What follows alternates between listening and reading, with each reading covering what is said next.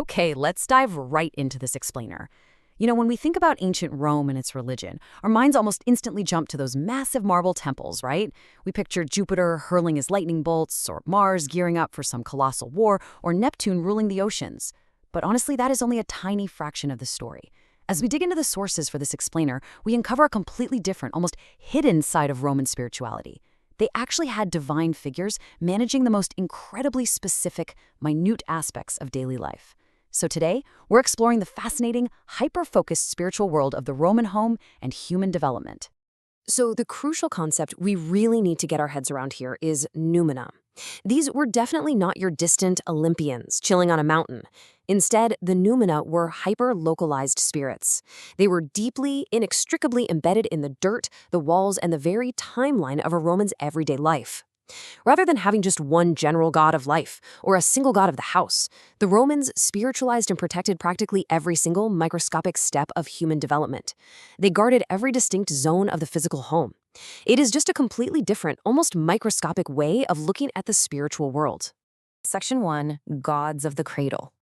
To truly grasp exactly how localized these spirits were, let's zoom in on the most vulnerable microspace imaginable, a newborn baby. Now, in a time of notoriously high infant mortality, just surviving early life wasn't left up to chance, and it certainly wasn't left up to just one deity. No, it required a literal relay race of highly specialized gods. Imagine a perfectly coordinated divine relay team, seamlessly passing the baton to ensure a baby's survival from one critical milestone to the absolute next. The level of detail they had for this is just staggering. At hour 0, you have Carmenta, the goddess who specifically handles childbirth. Then, the baton is passed immediately, at the very first minute of life, to Vaticanus. He's a minor god whose sole job was to literally open the infant's mouth for that vital first cry. Talk about a niche job description, right? Then, as we move into the first few weeks, Rumina steps in to protect breastfeeding mothers and nursing infants. Through the first months, Kunina takes over as the goddess protecting sleeping babies, but specifically while they are in their cradles. And finally, approaching that first year, a duo steps in, Educa and Potia. These are the deities who actually taught infants how to eat, which, by the way, is where we get the word educare, and how to drink from potare. Literally every basic biological function had its own divine manager. And Carmenta perfectly illustrates how multifaceted these figures actually were. Her resume is absolutely wild. Alongside being the goddess of childbirth, she was also the goddess of prophecy, and she is credited as the literal inventor of the Latin alphabet. It just goes to show how these everyday forces were tied to immense foundational concepts of Roman culture. Bringing new life into the world wasn't just a biological event. It was connected directly to the future and to the creation of language itself. Moving on to Section 2, Spirits of the Individual. So, zooming out from the cradle, we find that this hyper-focused protection definitely did not stop in childhood. The Romans believed in having a lifelong divine companion, though it was very strictly gendered. Every single man received a genius at birth. This was his divine guiding spirit, a constant presence for his entire life. On the flip side, every woman received her female equivalent, known as a Juno. Essentially, this meant that no Roman ever truly walked alone. From the exact moment they were born, they had a personalized, guiding noumena tethered directly to their individual existence. Okay, so we've got the timeline of human life stages completely covered. The infancy is heavily managed, and the adult has their lifelong guiding spirit. But that naturally raises a huge question. As these individuals go about their days, who exactly is keeping the physical environment safe? Who is watching over the architecture and the land, while these guided individuals actually live inside it?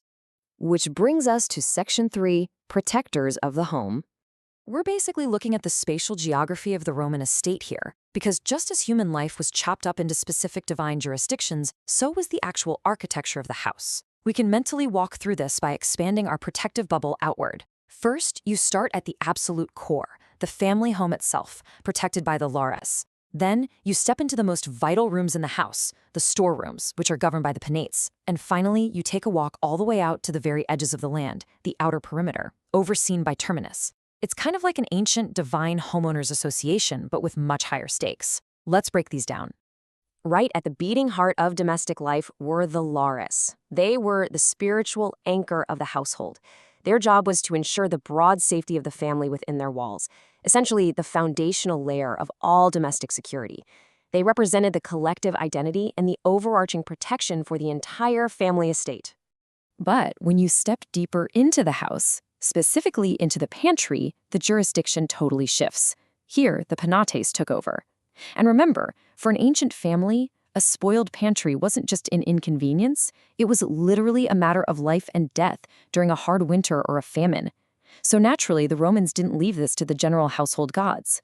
They had the Penates acting as an ultimate, localized security system totally dedicated just to the food and provisions. Finally, if we zoom all the way out from the house to the actual property line, we meet Terminus. His domain was the very edge of the estate. He was the god who explicitly protected boundary markers, property lines, and landstones. With Terminus on guard, the Romans firmly believed that not a single landstone could be tampered with or moved without severe divine consequences. He held that physical perimeter intact. Basically, Terminus was the ultimate divine neighborhood watch, making absolutely sure your neighbor couldn't sneakily move the fence line overnight. So, coming back to our core concept, this whole idea of hyper-localized noumena really takes on a new weight, doesn't it? When you step back and look at this massive, complex web, from Vaticanus opening a baby's mouth to a personal genius, all the way to the Penates guarding the pantry, you really start to understand the profound psychological comfort the Romans must have felt.